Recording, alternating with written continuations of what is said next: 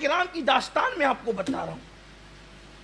سیدنا بلال حبشی رضی اللہ تعالیٰ عنہ ارشاد فرماتے ہیں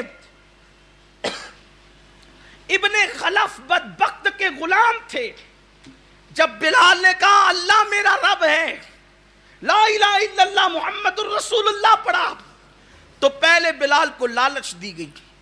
بلال نے کہا یہ لالچ سے ہم دین نہیں چھوڑتے.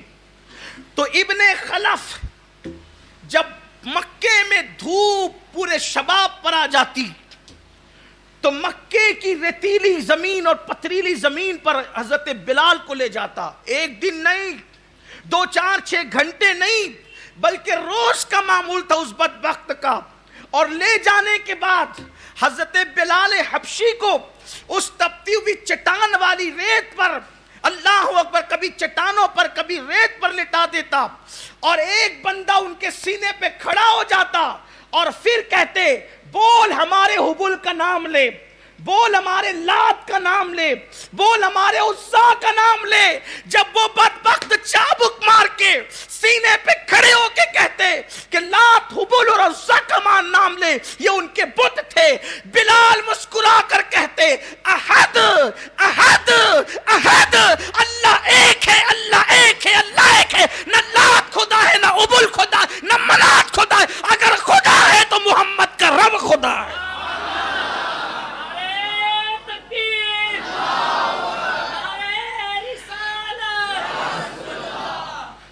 استقاموا کا مطلب یہ ہے.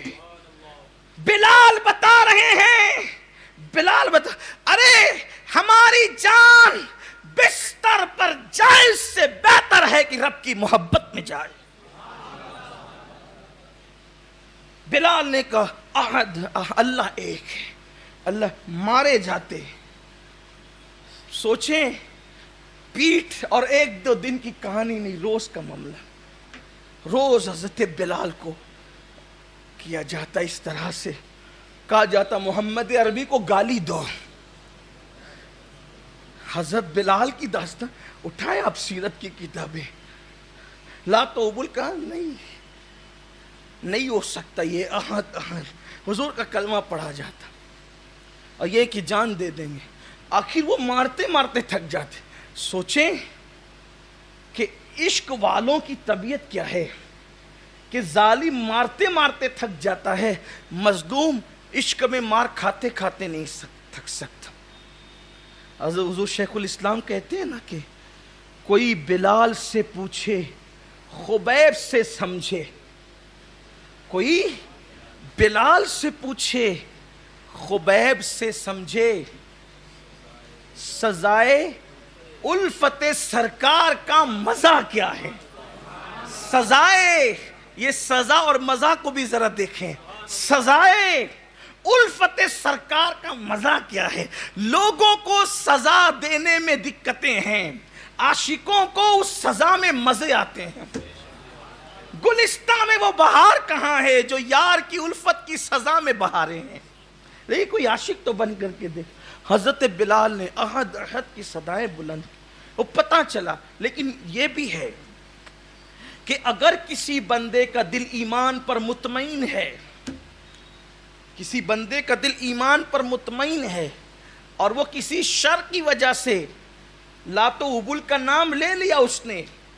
حضور علیہ السلام کے دور میں جیسے حضرت عمار کے ذکر میں ملتا ہے کہ ان کو مارا گیا اور کہا گیا کہ لات و عبل کا نام لو، اور کہو کہ معاذ اللہ ہم نے اسلام چھوڑ دیا.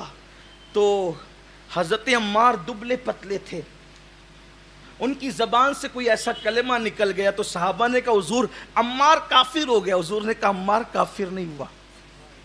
پھر جب عمار آئے تو حضور نے پوچھا کہ جب تم یہ جملہ کہہ رہے تھے تو اس وقت تمہارے دل میں کیا تھا؟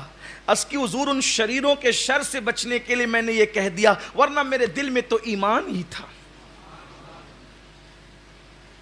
یہ رخصت کی راہ بھی اسلام نے بتائی ہے، لیکن صحابہ، اکثر صحابہ کا طریقہ یہی ہے کہ انہوں نے راہ عزیمت، حالانکہ حضرت عمار بھی عزیمت کی راہ کے مسافر تھے.